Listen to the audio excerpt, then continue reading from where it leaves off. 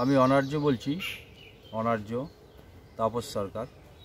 প্রিয় আমার শুভনাথ দাইরা, আজকে একটা বিশেষ দুঃখের দিন, তাই আজকে একটা আমার কাছে গভীর শোকের দিন। আজকে ক তারিখ? আজকে 13 জুন মাসের 13 তারিখ 2024 সাল। তো এই শোকের জন্য আমি একটা বার্তা আমার অনার্য ভাই বোনদের কাছে দিতে চাই। বিশেষ করে গত পরশুদিন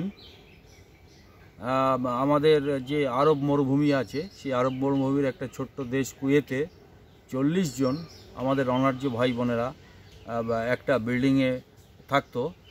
একটা ফ্ল্যাটে খুপড়ি ঘরের মধ্যে 40টা ব্যক্তি থাকতো। তারা ওখানে লেবারের কাজ করার জন্য গেছিল। তো সেই বিল্ডিংটাকে বিধ্বংস আগুনে জ্বলে পুড়ে প্রায় 40 জন মারা যায়, আর কিছু ব্যক্তি সেখানে ঝলসে যায় আগুনে। নিজেদের পেট চালানোর জন্য যারা বিদেশে কর্ম করতে গেছে, যারা নিজের দেশে, আজকে আমাদের ভারতবর্ষের অনার্যরা ছোট জাত বলা হয় অনার্যদের, SC ST OBC যারা, তারাই অনার্য, মূল নিবাসী যারা, তারাই অনার্য। এই অনার্য জাতিকে আজকে দেখলাম একটা খবরে পড়লাম যে বারাসাতে কোন রেশন দোকানে পচা রেশনের চাল, পচা দ্রব্য বিলি করা হচ্ছে। তো আজকে আমরা 10,000 বছর ধরে নিজের দেশে, এই ভারতবর্ষে আমরা গোলামে পরিণত। আমরা যেদিন থেকে ভারতবর্ষে বেদ লেখা হয়, বেদ বলে একটা বই লেখা হয়, ঋক্সাম যজু অথর্ব নাম দিয়ে, এই বেদ লেখা যেদিন থেকে শুরু হয়, সেদিন এই ভারতীয় মূল নিবাসীদেরকে অনার্য শব্দে অভিহিত করা হয়। কারণ এই বেদ লিখেছিল আর্য ব্যক্তিরা, যারা বিদেশি। তারা এই দেশটাকে দখল করার জন্য ভারতীয় মূল নিবাসীদের আজকে মূল নিবাসী মানুষদেরকে ডিভাইড অ্যান্ড রুলের মাধ্যমে, জাতপাতের মাধ্যমে বিভক্ত করে, 15,500 জাতিতে বিভক্ত করে আজকে আমাদের মানুষগুলোকে পচা চাল খাওয়ার যোগ্য হিসাবে ভারতবর্ষে রেখেছে। তো আর্য জাতি শাসন করছে RSSের টিম, যাকে সংঘ পরিবার বলা হয়। এই সংঘ পরিবারের নির্দেশ ছাড়া আজকে ভারতবর্ষের বুকে একটা MLA বা একটা MP বা একটা কমিশনার পর্যন্ত হতে পারে না। সারা ভারতবর্ষ জুড়ে আজকে RSSের রাজত্ব। সমস্ত রাজনৈতিক ব্রাহ্মণ্যবাদী রাজনৈতিক যে দলগুলো চলছে, সেই দলগুলোর মূল মাথা RSS, সংঘ পরিবার। এই সংঘ পরিবারের রাজত্বে আমরা আজকে পচা চাল খেতে আজকে আমাদের বাধ্য করা হয়েছে। সেটা একটা খবর আজকে বারাসাতে বেরিয়েছে। বারাসাতে কোন রেশনের ডিলার সে পচা চালযুক্ত খাবার ফ্রিতে চাল দিচ্ছে।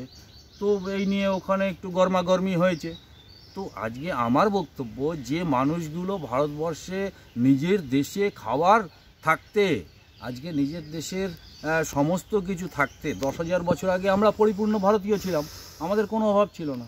যখন আর্যরা এই দেশে ঢুকলো, তারপর থেকে আজকে আমাদেরকে বিভিন্ন ডিভাইড অ্যান্ড রুলের মাধ্যমে জাতপাতের বানিয়ে আজকে আমাদেরকে খাদ্যের অভাব, বস্ত্রের অভাব, আজকে আমাদের থাকার জায়গার অভাব, আজকে আমাদের মা বোনেদের বস্ত্রের অভাব, আজকে আমাদের সমস্ত কিছুর অভাবে তারা পরিণত করেছে।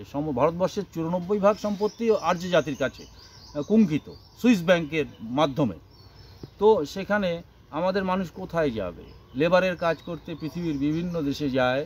কেউ রাজমিস্ত্রির কাজ করে, কেউ হোটেলের বয়ের কাজ করে, কেউ সাফাই কর্মীর কাজ করে, কেউ বাথরুম ধোয়, কেউ বাড়িঘরের নোংরা পরিষ্কার করে। আজকে শিক্ষিত অনার্য জাতির বাবা সাহেবের দৌলতে আমরা একটু লেখাপড়াটা শিখেছি, কিন্তু পেট চালাবো কী করে যদি আমাদের কাজ না দেয় ভারতীয় RSS কোম্পানি, ভারতীয় সংঘ পরিবার? যে রাজনৈতিক দলগুলো চলছে, তারা আমাদেরকে তো কর্ম দেবে না। তারা আজকে বিদেশ থেকে এসে আমাদেরকে দখল করেছে, আর আমাদের ভুল হয়েছে, তাদেরকে এই দেশে আমরা সমস্ত কিছু দিয়ে বাঁচিয়েছি তখন, তাই তারা বেদ লেখার যোগ্য হয়েছিল। তো বেদের যে জ্ঞানটা, জড়াব্যাধি মৃত্যুর যে জ্ঞানটা, সেটাও আমরা ওদেরকে দিয়েছিলাম। তাই কয়েকজন তারা ওই জ্ঞানটা নিয়ে আজকে নিজের সাইনবোর্ড লাগিয়েছে। কেউ হিন্দু বলে সাইনবোর্ড লাগিয়েছে, কেউ মুসলিম বলে সাইনবোর্ড লাগিয়েছে, কেউ খ্রিস্টান বলে সাইনবোর্ড লাগিয়েছে, কেউ পাঞ্জাবি বলে সাইনবোর্ড লাগিয়েছে, কেউ জৈন বলে সাইনবোর্ড লাগিয়ে আজকে তারা নিজেদের ব্যবসা করছে। আর আমরা আজকে পচাযুক্ত চাল খাওয়ার যে আমরা যে কিনে খাবো, আমাদের সে যোগ্যতাও রাখেনি। এখন লেখাপড়াও শেষ করে দিয়েছে। তা আমি অনার্য জাতির একজন নিজেকে প্রতিনিধি মনে করি। তাই এই যে 40 জন ব্যক্তি মারা গেল, এই 40 জন ব্যক্তি মারা যাওয়াতে আমি খুবই মর্মাহত, খুবই দুঃখ পেয়েছি যে এরা ওই লেবারের কাজ করতে বিদেশে গেছে। কুয়েত বলে একটা দেশ, মরুভূমির মধ্যে একটা ছোট দেশ, তেল তৈরি হয় সেখানে, এই পেট্রোল ডিজেল সেই সব আপনারা পৃথিবীতে সবাই সব কিছু জানে আজকাল, নতুন করে তো আমার বলার কিছু নেই। তো যদি আমাদের এই 40টা প্রাণ চলে গেল, আমাদের এই 40টা প্রাণের মূল্য কি এই আমাদের আরএসএসের সংঘ পরিবার দিতে পারে? আরএসএসের সংঘ পরিবারের যে উইংস, সমস্ত পলিটিক্যাল রাজনৈতিক দলগুলো যে ভারতবর্ষের প্রশাসন চালাচ্ছে, তারা কি আমাদের দুমুঠো ভাত দিতে পারে না? তারা কি আমাদেরকে দুটো কাজের ব্যবস্থা করতে পারে না? তাহলে সরকার কিসের জন্য চালাচ্ছে তারা? তাই আমি আজকে বিরাটভাবে মর্মাহত, দুঃখিত যে আমার অনার্য বংশকে কিভাবে মেরে ফেলা হচ্ছে বিদেশে যাওয়ার জন্য। এর মধ্যে কিছুদিন আগে ইসরায়েলে 25,000 এরকম লেবারকে পাঠানো হয়েছে। আপনারা জানেন ইসরায়েলে যুদ্ধ চলছে, সেখানে গিয়ে বোমগুলি খেয়ে মরবে। কেন নিজের দেশে কি তাকে কাজ দেওয়া যেত না? নিজের দেশে কি দুটো অন্যের ব্যবস্থা করে দেওয়া যায় না? সারা পৃথিবী একসময় লুণ্ঠন করেছে আমাদের ভারতবর্ষকে, ইতিহাস প্রমাণ। সারা পৃথিবীর লোকরা আসতে এই দেশে দুটো ভাত অন্ন জোগাড়ের জন্য, আর আজকে আমার অনার্য বংশকে ঠেলে দেওয়া হচ্ছে সেই মরুভূমির বুকে। তাই আপনাদের কাছে আমার ছোট্ট আবেদন, আমার আজকে বিরাট দুঃখের দিন। এই দুঃখের দিনে আমার অনার্য ভাইদেরকে আমি আমার এই দুঃখটা জানালাম।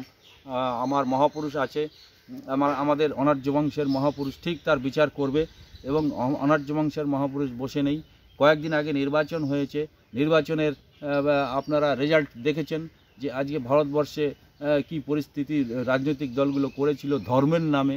আমাদেরকে হাজার হাজার বছর ধরে চুষে শোষণ করে আজকে যে জায়গায় ফ্রিতে চাল খাওয়ার জায়গায় নিয়ে চলে এসছে। সেই জন্য আমি অনার্য বংশের প্রতিনিধি হিসাবে এই সামান্য কথাটা বলার জন্য আপনাদের কাছে আমি আজকে এসছি। তাই অনেক কথা বলার ছিল, কিন্তু বেশি তো বলতে পারলাম না। আজকে এই বিষয়ের উপরে বললাম।